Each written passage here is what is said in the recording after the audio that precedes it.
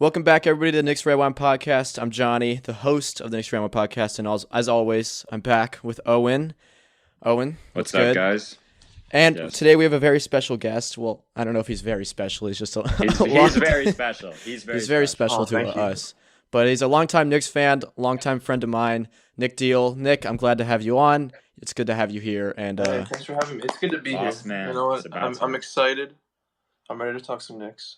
Word. All right. So we haven't made an episode in like 2 months. One, because the Knicks haven't been playing, and two is because, well, Nick is a freshman in college, so he's not doing this. But Owen and I are in the middle of the college process, and it's a pain in the ass. But other than that, we've been following the Knicks as closely as we usually do, although there's not a whole lot of information to talk about. But today, we're going to talk about the draft for a little bit, as it's only a couple weeks away now, which is actually really exciting, and all the talk is starting to ramp up. We're going to talk about the Knicks offseason and some of the NBA offseason, just get into that, some specific stuff. Like, Nick likes to talk about some weird, like, he's the only one I know who, like, really wants to dive deep into, like, a Magic offseason. So we're going to talk about the Magic for a bit. He's got some interesting prospects for them. And then some realistic expectations for next season. It'll probably be a 30-minute episode, and I'm excited to get into it. So, you guys want to start with the draft? Yeah, let's start with the draft. All right. So, draft is a couple weeks away. As you know, we are drafting in the top 10. So, we haven't talked about the draft in like a couple months now. Have your idea, Nick, what are your thoughts on some of the prospects, as nobody really knows who you like? And Owen, have your thoughts changed? And then I'll talk about what's changed for me. All right, yeah. I mean, I'm someone who, at least for this year, I'm subscribing to the idea that we just need to go best player available. At least, I mean, we just need young talent on the team. I mean, best player available. I mean, we don't need a center with our 8th pick. I mean, there's a lot of. Luckily, I feel like there's a decent amount of 3-and-D potential towards like the later lottery in this draft. I agree. Where we're drafting. I mean, I think we need a point guard. I wouldn't force a point guard pick here, although I'd like some help at guard, because we do have those 2 later picks, and we're trying to buy another pick in the second round. Yeah, that was a report that came out the other day that we're still shopping for another second round pick. So if that does end up happening, I'm not sure what we would give up or anything like that. But we would have 4 picks in the draft if that ends up happening. And I'm concerned. Like, I was thinking, like, you know, this is like a couple months ago, but Kira Lewis maybe with another pick, but he's moving up like crazy. At least I want to take Kira Lewis at 8. Is that who you want? Yeah. I want Lewis. My 2 favorite prospects right now are Lewis and Maxey. I really love Maxey from Kentucky. I think sky's the limit for him. He gets to the basket so easily. He moves so well. He's not like the rawest athlete in the world. It doesn't have the best jump shot, but he can really move. He gets to the rim with ease. And Lewis is just like I love Lewis. Like, Lewis can shoot. He can pass. He can finish. There's not a whole lot not to like about Lewis. But yeah, he's rising fast. Yeah. Oh, and you texted me the other day saying Lewis might be the guy. Like, you were like, I He's really the one. like Kira, I said he's the one. Kira Lewis. Yeah. And I don't blame you. I think he's going to be a great player in this league. I still really like Halliburton. He hasn't slid for me at all. If he's available at 8, he might be my number one guy. But what's interesting is 2 months ago, or maybe a month ago, Devin Vassell was our guy.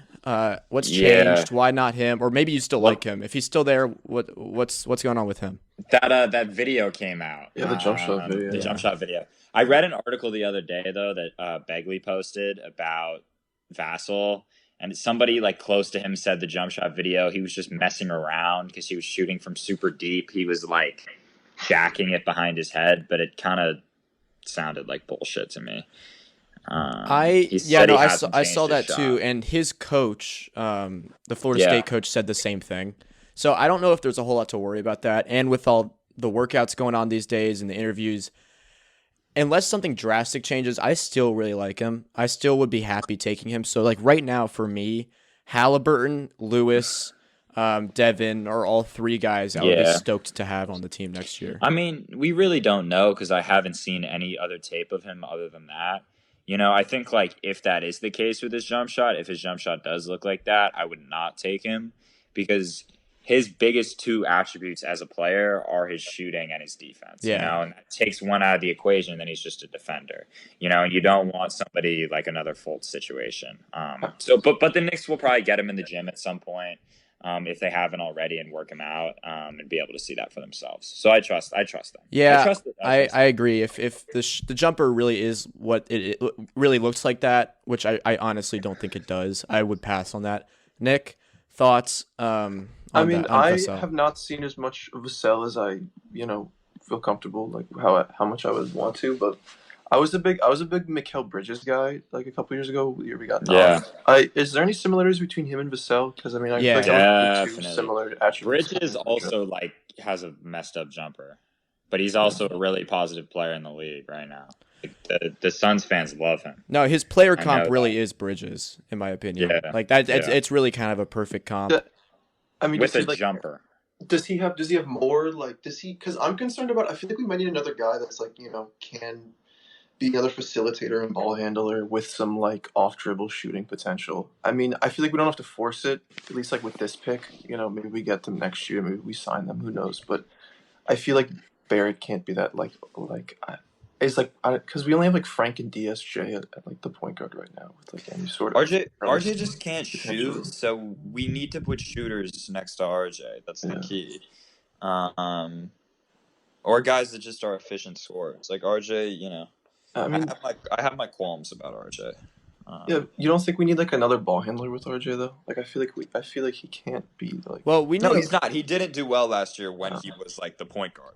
Well, we need a full for RJ to succeed, and this is a little bit off topic, but we need a full revamp of the roster. Like the roster last year was the worst possible roster to put around RJ Barrett for him to succeed. I mean, it's just true. So that's why I'm still like excited about RJ. Why I still haven't seen everything from him yet. Although Owen like still is just weird about it, but yeah. So I'm not weird about it. He's just not that good. Moving on from the Knicks because there's just not. Okay. We need some positivity. Yeah. We have enough negativity. Yeah, we already have enough negativity when listening about the Knicks. Have your top three changed at all in the past couple months, regardless of best player available, regardless of what the teams need? Don't think about the teams that have the top three picks, but in terms of talent, what are your thoughts? I mean, I think guys like Rose and like their like talent levels have like solidified a little bit more. Like I think like LaMelo has seen, or like what I've observed is like he's seen more of a drop off from like he's kind of that number 3 guy now, right? I feel like Wiseman, like people were liking Okongwu like a while ago. Like I'll admit I don't know enough about him, but Wiseman has like solidified himself as like that top big with like who's definitely gonna. I mean, he always kind of was that. Yeah. I think sky's the limit with Wiseman. I think agree. his name kind of fell out of he wasn't like as liked anymore for a while, but I think in part because he didn't play all year. Right. But I say during this pre-draft process, like he just moves at a different level for someone his size, and he has like good shooting mechanics. He can get up. I think he's going to be a really good player. So So speaking of LaMelo really quickly, I don't know how much this really matters. I've heard it doesn't really matter that much, but his interviews haven't been great. Yeah. I kind of expected this, but I don't think this is going to change a whole lot about his draft stock or anything. He'll still go top 3. So I'm not like, say if we ended up getting LaMelo, like, which is not going to happen. Maybe we trade up or not, but that would be pretty sick. Like I'm not worried about that. I mean, I don't know if it's a guarantee he goes 3. I mean, I think there's like a scenario that the Warriors just like, don't find a trade package they like and just like find a guy that they are comfortable with and just like use that second pick on it if they just can't trade. Yeah, exactly. But he'll be gone before we pick. Yeah. I think it's hard. I think the Warriors are in a tough position because I don't think they're, at least of teams in the lottery that want to like swap picks with them, there aren't a lot of attractive pieces on those teams. Like, would they want a guy like Levine or like a Kevin Love, like guys like that? I don't think they would. So I think they're in a tricky spot. So I wouldn't be surprised if it went like Edwards at 1, Wiseman at 2, and then you get to the Hornets at 3 and you get a little bit of in a weird position.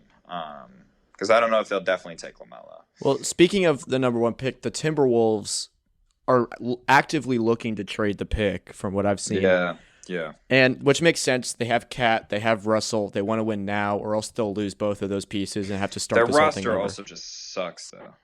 Yeah, but I So mean, bad. if they trade that number 1 pick, what are some kind of hauls that you could potentially see them getting back? Well, I could see them going to 4, and or at least maybe a swap, maybe not. But them and the Bulls making a trade. Bulls coming up to 1 to get LaMelo, and guy like Zach LaVine, ironically enough, going back to Minnesota, something like that. I wouldn't be totally surprised if Who that are the happened. who are the Wolves trading now to pick then there for? Who do you have? Who do you think? I think the Wolves would just take a guy like Denny. Yeah, I was about to say I would Denny. take Denny at 4. Really? Yeah. Apparently, did you see the Everyone report loves about Denny. Yeah, everyone loves Denny. And I'm not surprised. You and I, like a long time I ago, love were like, Denny, this kid is too. going to I be love great. Denny. I really like Yeah, Denny I love too. Denny. You guys are Denny supporters? Huge. Yeah, that's interesting. Huge Denny Right. supporters. Yeah. I think. Yeah. Yeah, go ahead, Nick. No, I mean I don't know. I feel like I feel like you're right. I see a lot like of online on like praise on Denny, and I just like seeing obviously his character. I mean, he's like seems like a nice like he's got a nice personality. His Knicks interview was funny. Or he like what did he say about the Knicks? Yeah, what did he say? He was like a basketball team. Yeah, he was like the Knicks are like I don't The know. best organization or something. He said something like that. Yeah. Um, But no, he said the Knicks are an NBA organization. Oh yeah, he just said the Knicks are an NBA organization. That's funny. Yeah. Yeah, I like that kid. Anyway, my top 3, regardless of what teams are Anthony Edwards, LaMelo Ball, and probably Killian Hayes. I think Hayes has slipped a little bit in my head. I worry about the shooting. The explosiveness isn't totally there, but the skill is. I'd say best case scenario he becomes like a Manu type, but maybe with better athleticism, which is a very good player. Yeah, but that's his ceiling. But I'd say that's his ceiling. Just without, I don't know if he's ever going to be the shooter that would really catapult him into the next. I really like his playmaking. I really like his craftiness with the ball and around the rim. I agree. Yeah, so let's circle back to the Knicks really quickly because everyone already knows this stuff. The draft has been there's been a lot of draft speculation considering there hasn't been a lot of stuff going on with these bottom teams. The Knicks offseason. So, what are your ideal off seasons this summer, or not this summer, this fall, I guess, or this winter for the Knicks? Whether it's free agency, we already talked about the draft. Whether it's exercising player options or not. So who do you want to maintain? Who do you want to get off the team?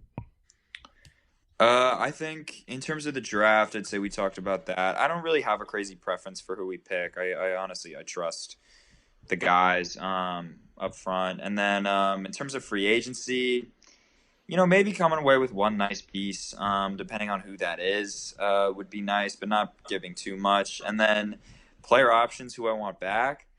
Guys we signed last summer that have the team options, honestly, nobody. I don't want a single one of them back. What about BP? I don't really like any of them. Bring him back.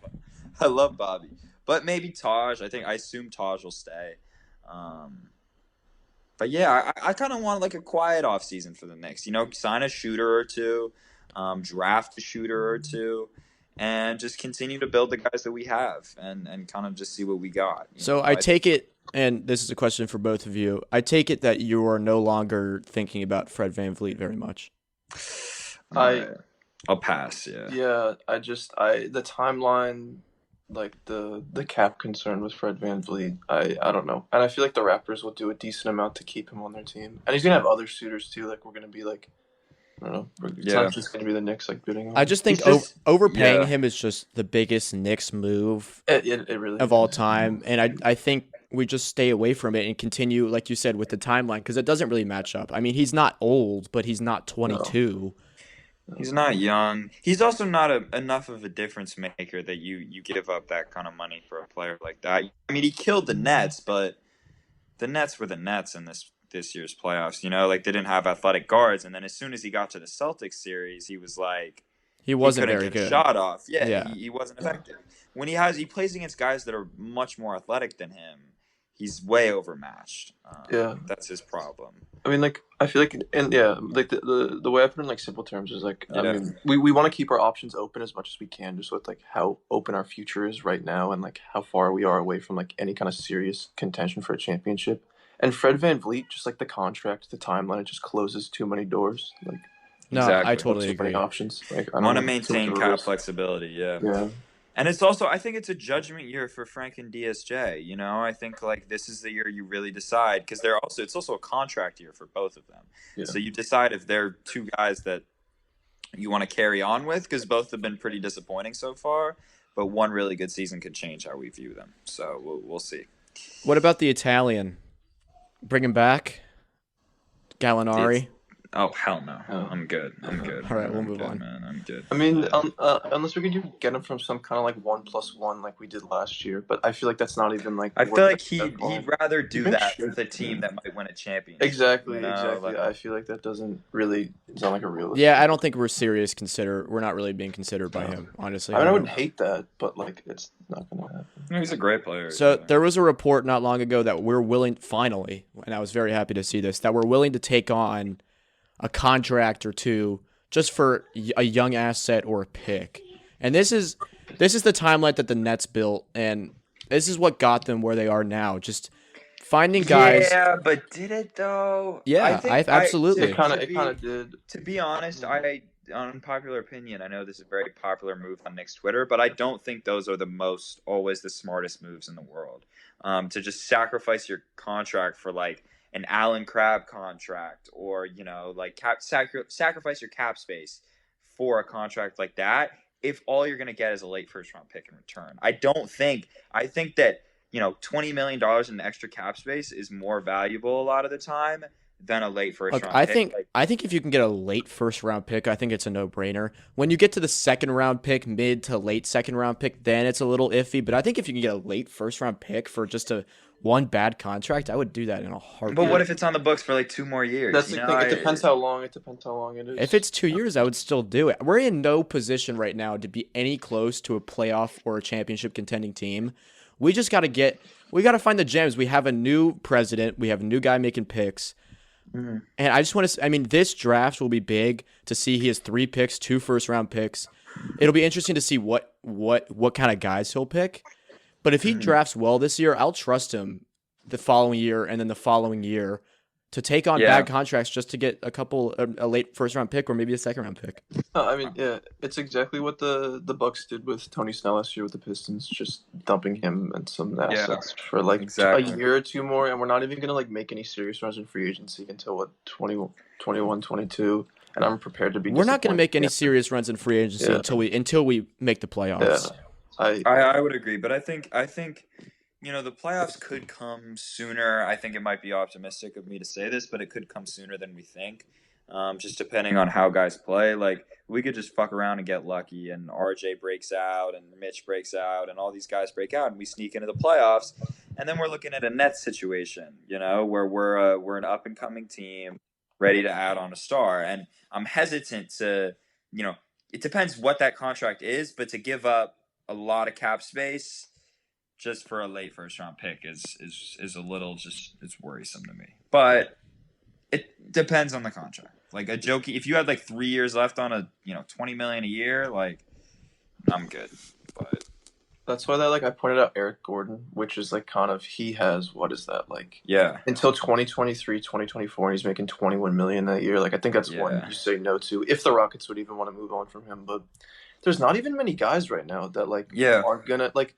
The Nets have like Torian Prince right now making like 17 million or whatever, but a lot of teams are holding on to these guys like as trade pieces to like match salary with other teams to like bring in one more star, like some depth. And it's also that if you can get a player of value back, like where that guy who's on a big contract isn't like an albatross like Noah, who just isn't even playing. Right. But like what the Thunder did with Chris Paul. Like Chris Paul was great this year, if not better than Westbrook.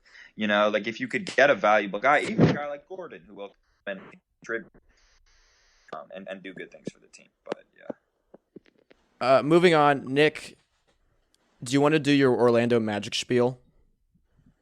I mean, it's kind of just like one of those weird teams. I don't know. They have a lot of the Magic are going to be one of those teams that are, they're going to sell their. I feel like a lot of their team right now. I don't see a lot of future in like an Aaron Gordon with their core. I mean, they have Terrence Ross off the bench, who's a decent player. I mean, he's making a lot, but like Fournier as a player option, which if traded to a team, like provides some nice bench scoring. With like potentially like a reworkable contract since he has that player option this year, which he can opt into or not. I mean, what do you do? I think that the Magic, and we won't talk about the Magic for that long, but I think the Magic are in one of the worst spots in the NBA. Yeah, I agree. I think it's. Oh, yeah. I mean, it's fun to make the playoffs every year. It's fun to actually watch your team win 50%, not even, but almost 50% of your games. Like, yeah, I would kill for that right now. But you have Vucevic locked up until I believe 2023. You have a guy in Fournier who's a good player. He's got a player option of $17 million. Will he accept that or not? I don't know. I don't think I don't think he's worth more than that, so he will likely accept it. But he hasn't been able to play or prove himself in the playoffs. So I don't know.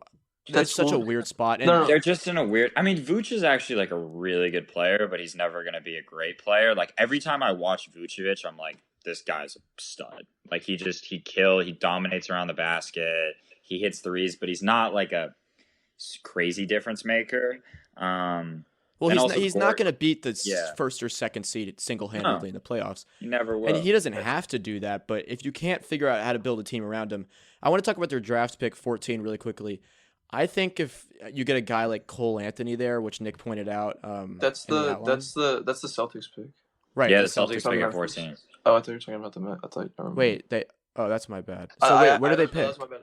I had a potential trade involving that pick with the Magic, but I pointed out. Well, all right. Then I have another point after this. But Fournier and Aaron Gordon, which this is kind of a weird fit for Boston, especially since all right, I'll say the whole trade first. Fournier and Aaron Gordon, maybe more for Hayward, which I know the Celtics are Hayward fans, plus draft compensation, possibly their 14th pick and more. I love the trade. I don't think Gordon provides enough versatility to guard big men defensively for them, and he really has to he's gonna have to come into his role and figure out what the hell he's doing on offense, and what his role is. And Fournier, granted, the last few years has been pretty awful in the playoffs compared to his regular season stats, at least statistically speaking. And I think if you're the Celtics, when you bring in guys, you're gonna want to be aware that you're gonna make a deep playoff run. That's what you're pushing towards. Yeah. And also Fournier, they can't really play Kemba and Fournier together. Fournier's not going to be a closer or anything unless he somehow proves me wrong. And for the Celtics, the reason not to do it, I mean, it's looking like this draft has a lot of good point guard depth. At 14, they can get a Cole Anthony. I don't know. Yeah. I think Kira might be an option. Yeah, exactly. Kira Lewis, who could actually maybe play next year. I would certainly do this if I was Orlando. I would not do this if I were Boston. Boston doesn't need more people. They don't need necessarily all this space. Is Gordon Hayward really? He's not gonna make a huge difference for your team, but they already have a set team. They're gonna make another run next year. They're not losing any of these guys. No, I agree. I just like the idea of them bringing people that can garner playing time with their core, if that makes Fournier, sense. if you can get Fournier to come off the bench, that he's automatically one of the better bench players in the league. He's a stud. I mean, Fournier shoots the ball really well. I mean, the thing is, though, I don't know why they trade and swap 15 and 14. I wasn't trying to say swap. But swap, just the Magic just take the pick. Yeah, pick 14 and 15. I guess. Well, because you guys might have seen. There's the camp of people that I feel overrate Aaron Gordon to a degree. Because they get he's not very good at all. I don't think he's very good at all. I don't think he's either. But I like the idea of him being good. I think an idea of him being good could be interesting on the Celtics, especially if Tatum can prove he can guard kind of fours. I mean, also that team I don't know.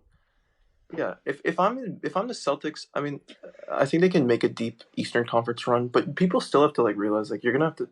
Teams have to gear towards the Lakers, some of these other Western Conference teams that they're gonna. No, because I think the Clippers are gonna come back with a type of vengeance next year. Also, as much as I hate to say it, the Nets are gonna be really good next year.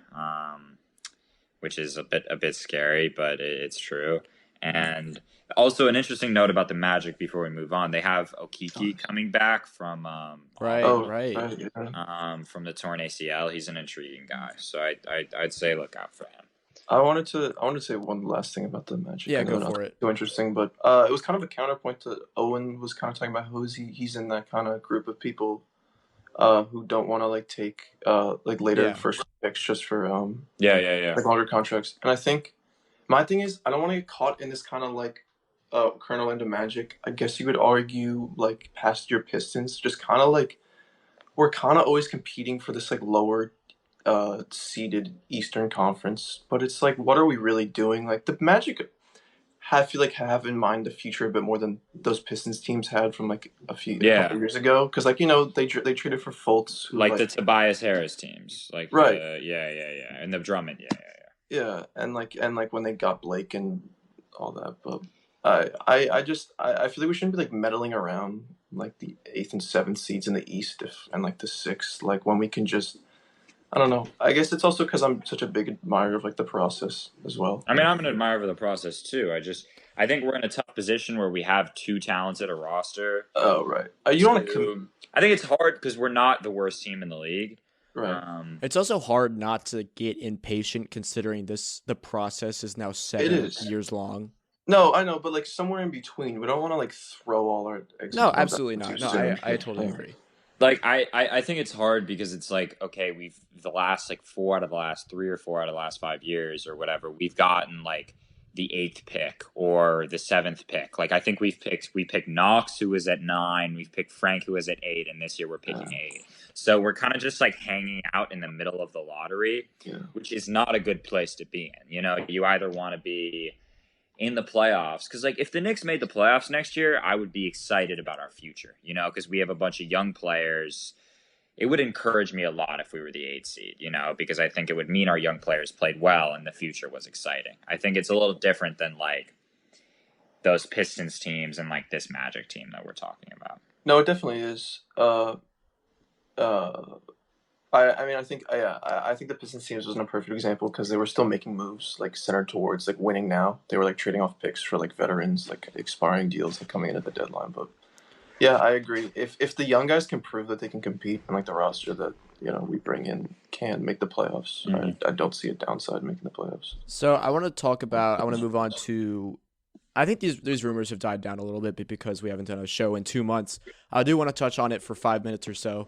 The Westbrook, Chris Paul rumors that have been circulating in the same sentence as the Knicks these days. Thoughts on potentially taking on one of these contracts, not having to give up really that many assets. You'll have to give up something, but not that much, to potentially win a few more games, but still likely not make the playoffs. And I'll add on, which one would you rather take on right now? I'd rather take on Chris Paul. I agree. Easy to say, yeah. But I think if we had CP3, I think we'd probably make the playoffs. But what is that worth? You know, I don't like.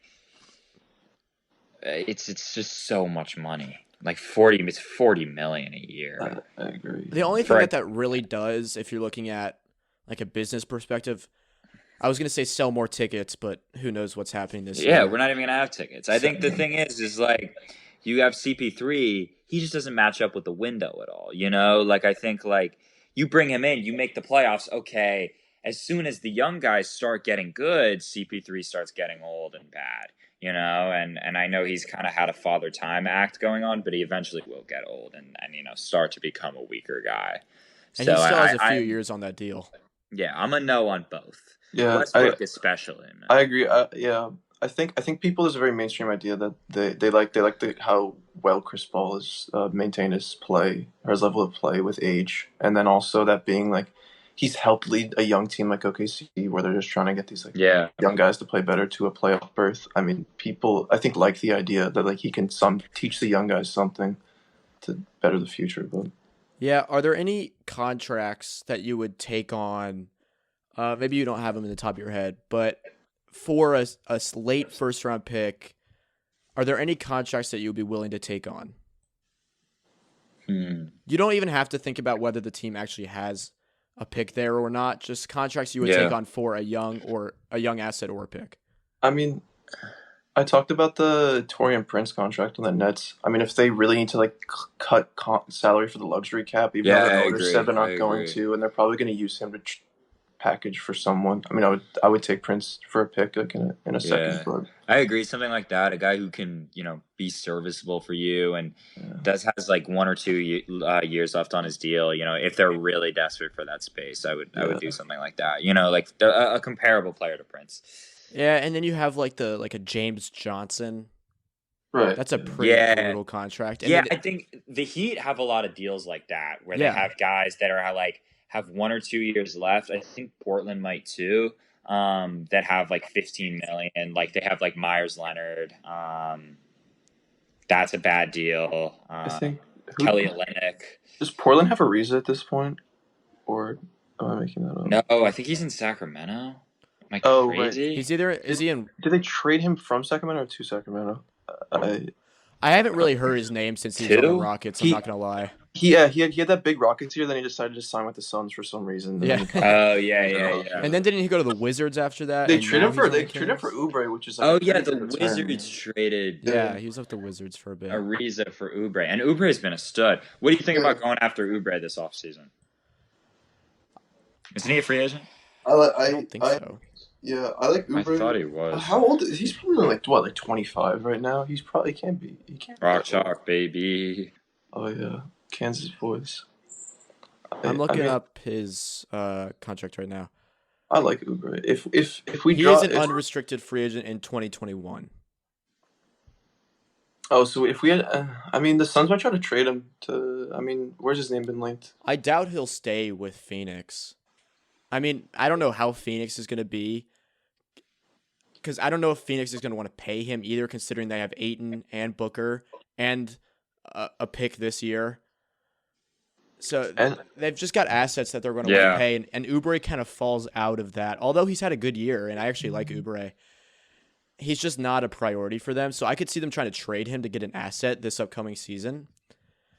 But they're not. It's not the kind of deal that we would have to give up real assets for him. We can't. It's not like we can just throw in some. And I don't. Yeah, we might have to over. And if not trading, we'd have to overpay one. Yeah, of those, he's making $14 million a year, which I think values him pretty well.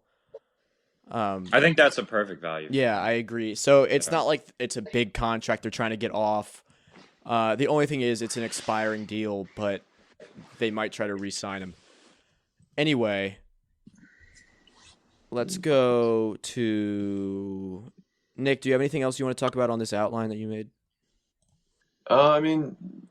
This is I don't think this is realistic, but anyway, because KCP was the third best player on the Lakers in the finals, and they're gonna have to. If he's third best player. Third, no. But he was third best. A lot of these guys in the Lakers, like Rondo's expiring, I think, or has a player option, but it's the minimum, which he's assuming he should. Yeah. KCP, I don't think the Lakers should give him $50 million, but they probably will, because if LeBron just says I like KCP, they will pay. They will. They need pieces like him. But then I know we don't have anything to offer to the Lakers really, but then if they decide to move on from Danny Green, which I don't think they would, considering how honestly he was pretty bad this year and in the playoffs. Green is an interesting candidate for what we were talking about with the late first from a team like the Lakers. A guy like that who's got 2 years left. Not a crazy contract, but not a nice one either. I don't know. Right, yeah. Well, they'll want to do something. Obviously they just won the championship, but they'll still want to work around and try to get as good as possible in free agency. Right. And they don't have money to spend right now, and they have that late first. I don't know if they'll want to give up that late first, even though they are in win now. But I could see that as a sort of realistic thing that could maybe be in conversations. Yeah.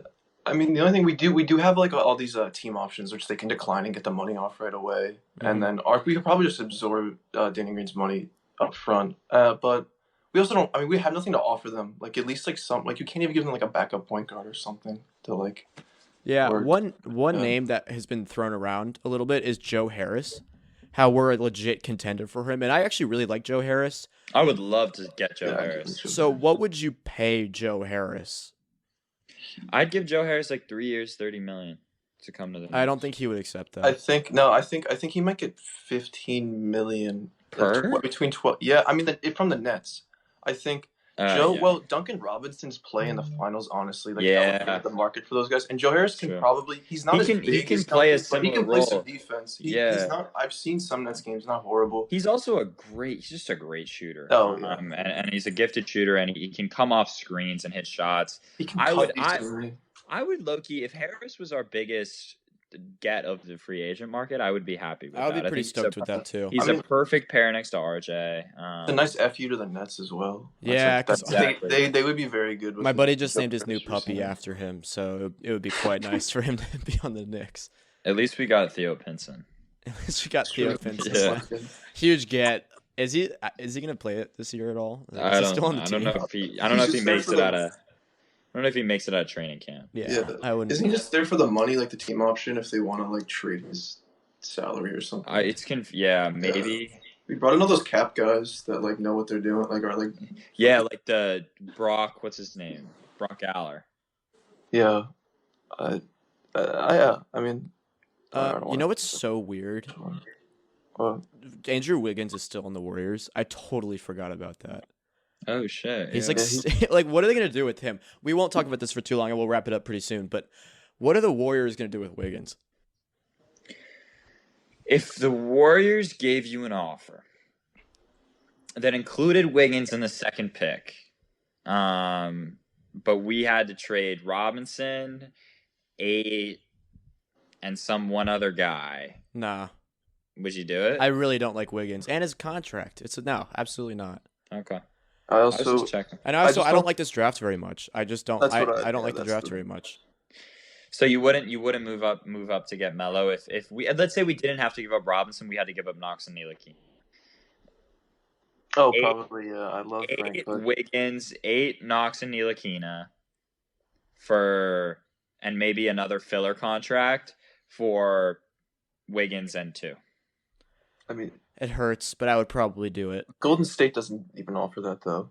Yeah, I feel know. Yeah, they, Golden State they doesn't might offer want to that. dump the Wiggins contract though. That was. I think. Well, they have that Iguodala trade exception. I think if Oh, yeah, all they goes, do. I think if all plans fail, maybe we could see them dump that Wiggins contract. But I think probably their like worst case scenario is probably, which I don't think they mind doing, is just like what draft Wiseman, just like let Wiggins play a year to like see how he is and just. I agree. I think yeah. Wiggins is just the worst possible fit for that team, though. He didn't look terrible when he was playing for them though. In the short time he did play for And them. the He's short just time kinda without fine. the, He's in the just short kinda- time without Curry, without Clay. Yeah, fair. He had one game with Curry, I think. He had one the last game. Thank you. I wanted to get the facts straight. Is there anything else you guys want to touch on NBA wise? Because we haven't done this in a couple months, so there's probably a lot of stuff we haven't hit, or Knicks, or anything else.